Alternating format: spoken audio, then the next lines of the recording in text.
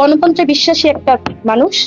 আমি গণতন্ত্রের বিশ্বাস এবং গণতন্ত্র প্র্যাকটিস করে যে দল, বাংলাদেশ জাতীয়তাবাদী দল, আমি এই জন্যই বিএনপি কাছে গিয়েছি, কারণ এখানে আমার মনে হচ্ছে গণতন্ত্রের চর্চার মাধ্যমে দেশের মানুষের, দেশের সকল প্রকারের মানুষের অধিকার আদায়ের যে সঠিক পথ আমি এখানে পাচ্ছি বিএনপি।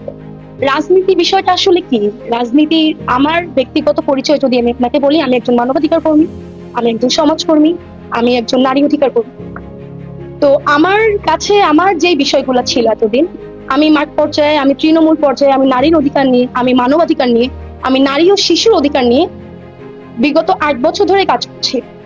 সুতরাং আমার কাছে রাজনীতিটা তো আসলে আমার যে কাজের পরিসর, এই পরিসরটাকে যখন আমি বড় করে ভাবা শুরু করেছি, আমার কাছে মনে হচ্ছে রাজনীতি একটা জায়গা যেখানে মানুষের সাথে আমার সরাসরি এবং দীর্ঘ পরিসরে আসলে যোগাযোগ সম্ভব, মানুষের সেবায় নিজেকে নিয়োজিত করা সম্ভব।